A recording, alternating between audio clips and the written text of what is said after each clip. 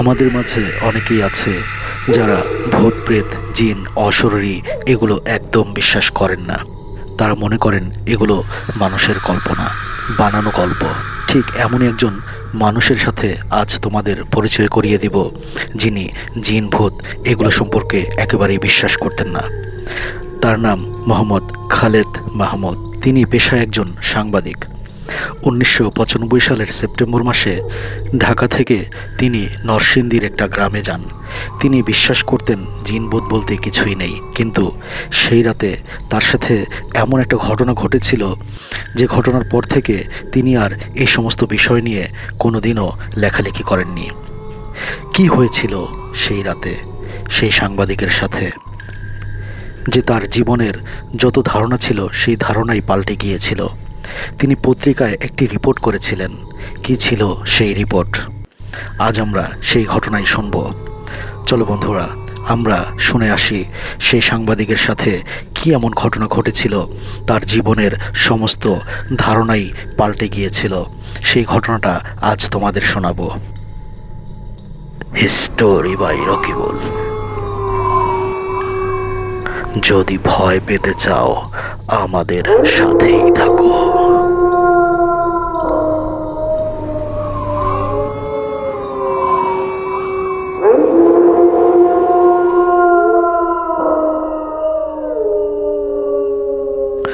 সময়টা 1995 সাল। তখন ঢাকার পুরানো পল্টনে অবস্থিত জনপ্রিয় দৈনিক জনবার্তা পত্রিকায় কাজ করতেন সাংবাদিক খালেদ মাহমুদ।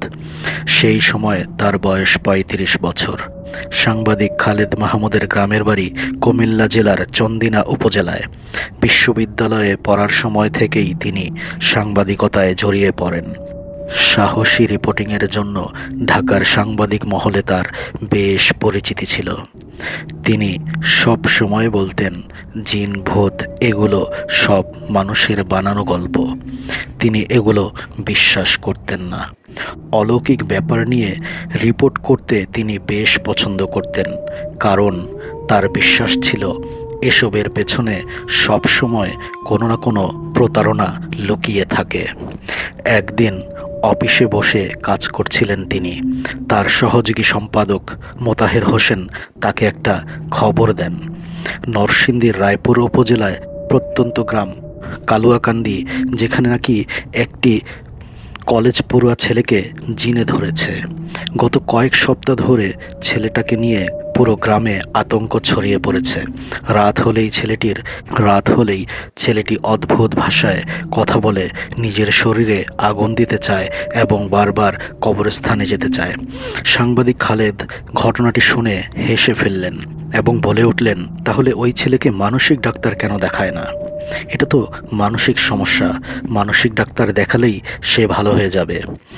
এখানে জিন ভূতের কি আছে? তারপর খালেদ মাহমুদের সহযোগী রিপোর্টারের রিকোয়েস্টে তিনি সেই গ্রামের উদ্দেশ্যে রওনা করেন। ঢাকা থেকে ভৈরব সড়ক, সেখান থেকে রায়পুরা, তারপর সেখান থেকে ইঞ্জিন চালিত নৌকায় করে নদী পাড়ি দিয়ে যেতে হয় বালুকাকান্দি গ্রামে।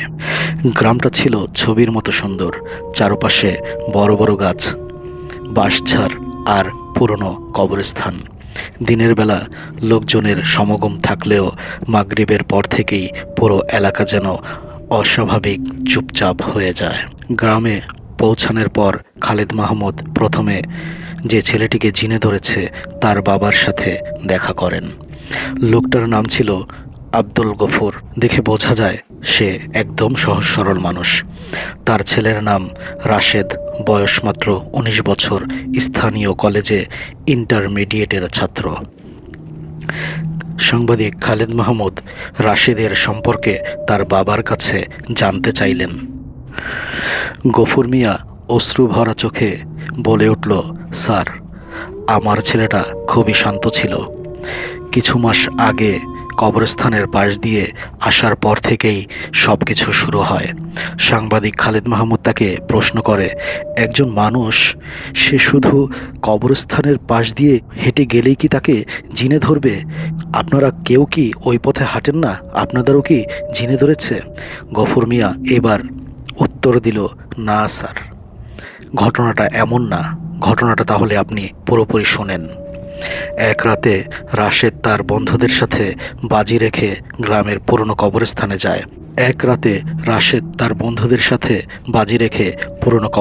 যায়। কিন্তু ওই কবরস্থানে যাওয়া সবসময় ঠিক না, কারণ ওই কবরস্থান নিয়ে একটা পুরনো ইতিহাস আছে। সেই ইতিহাস হলো, ওই কবরস্থানের পাশে ছিল একটা 100 বছর পুরনো শ্মশান ঘাট। এখন অবশ্য নেই। ওই শ্মশানে 100 বছর আগে এক হিন্দু লোককে দাহ সম্পূর্ণ করার কথা ছিল, কিন্তু সেই সময় সেই লোকটি কালো জাদু করত বিধায় সেখানকার হিন্দু লোকেরা তাকে দাহ করেনি। ওখানকার স্থানীয় হিন্দুরা তাকে এই শ্মশানে দাহ করতে দেয়নি, কারণ সেই লোকটি কালো জাদু করত, মানুষের ক্ষতি করত। তারপর সমাজের কিছু লোক মিলে তাকে মাটি চাপা দেয়। কালের পরিবর্তন ঘটে, সমাজ বদলে যায়, দিন বদলে যায়, ধীরে ধীরে এই শ্মশান ঘাট বন্ধ হয়ে যায়। কিন্তু ওই যে লোকটিকে মাটি চাপা দেওয়া হয়েছিল, সেই লোকটি সম্ভবত আমাদের এই কবরস্থানের কোনো একটা জায়গায় চিহ্ন দেওয়া হয়নি সেই জায়গাটা আসলে কোনটা। তখন এইসব এলাকার বেশিরভাগ হিন্দু লোক বসবাস করত। পরে কিছু লোক তাকে মাটি চাপা দিয়ে রাখে। এখন তো 100 বছর পার হয়ে গেছে, সেই শ্মশান এখন আর নেই।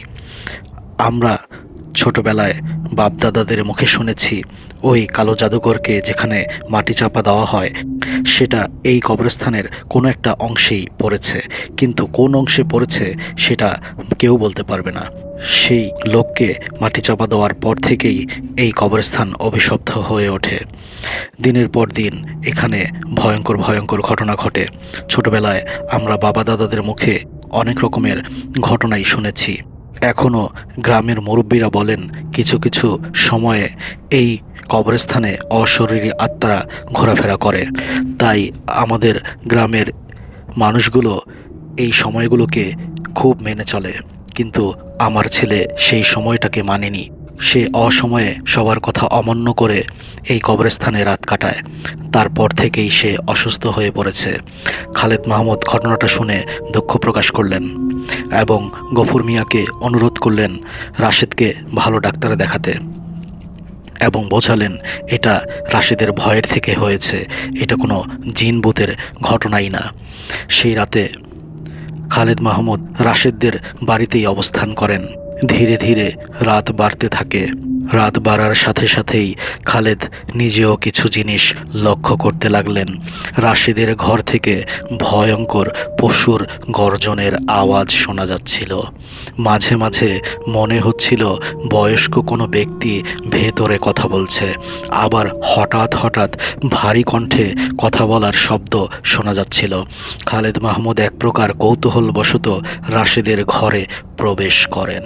তিনি ঘরে ঢুকেই দেখলেন রাশেদ খাটে বসে আছে। ঘরের মধ্যে টিম টিম হারিকেনের আলো জ্বলছে। রাশেদের চোখ দুটো অস্বাভাবিক লাল, ঠোঁট শুকিয়ে গেছে, কালচে বর্ণ ধারণ করেছে।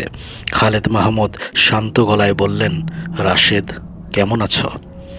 রাশেদ কোনো উত্তর দিল না, কিন্তু রাশেদ এমনভাবে হাসল যেন দেখে মনে হচ্ছিল এটা কোনো মানুষের হাসি না। তারপর রাশেদ অন্যরকম ভারী গলায় বলল, তুই এসব বিশ্বাস করিস না, তাই না? কথাটা শুনে খালেদের বুকের ভেতর ধুক করে উঠল, কারণ এই কথাটা রাশেদের জানার কথা না। হঠাৎ রাশেদের ঘরের হারিকেনের আলো নিভে গেল। দরজাটা ধীরে ধীরে নিজে নিজেই বন্ধ হয়ে গেল। খালেদ এবার কিছুটা হলেও আতঙ্কিত। রাশেদ খাট থেকে নেমে দাঁড়ায়। হঠাৎ আবার হারিকেনের আলো জ্বলে ওঠে। এরপর খালেদ যেটা দেখল, তার জীবনের সমস্ত চিন্তা ভাবনা এক মুহূর্তেই বদলে গেল। রাশেদ ছেলেটা মাটি থেকে কয়েক ইঞ্চি উপরে দাঁড়িয়ে আছে, যেন বাতাসে ভাসছে। ঘরের ভেতর গরম হাওয়া বইছে। খালেদ যেন এক মুহূর্তের জন্য জীবনের মায়া ভুলে গেল। সে ভাবছে আজই মনে হয় তার জীবনের শেষ সময়ে চলছে। তার জীবনের সমস্ত চিন্তা ধারণাই যেন ভুল প্রমাণিত হচ্ছে।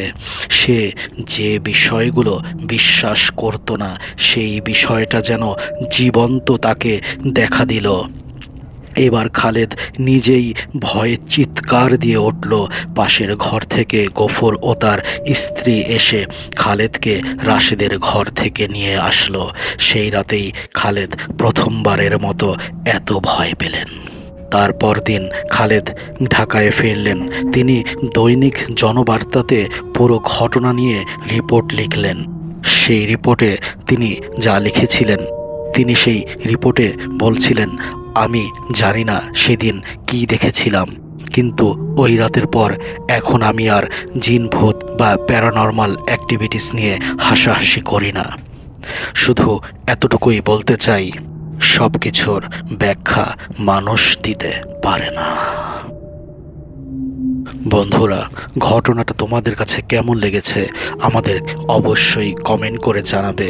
তোমরা যারা এখনও আমাদের চ্যানেলটিকে সাবস্ক্রাইব করোনি, আমাদের চ্যানেলটিকে সাবস্ক্রাইব করে আমাদের সাথেই থেকো এবং উপভোগ করো ভয়ঙ্কর সব ঘটনাগুলো। তোমরা যারা আমাদেরকে ঘটনা পাঠাতে চাও তারা অবশ্যই আমাদের ইমেলে ঘটনা পাঠাতে পারো। ডেসক্রিপশনে আমাদের ইমেল অ্যাড্রেস দেওয়া থাকবে। এছাড়াও আমাদের একটি হিস্টোরি বাই রকিবুল নামে ফেসবুক পেজও রয়েছে। চাইলে সেখানে তোমরা গল্প লিখে পাঠাতে পারো অথবা ভয়েস রেকর্ড করে পাঠাতে পারো।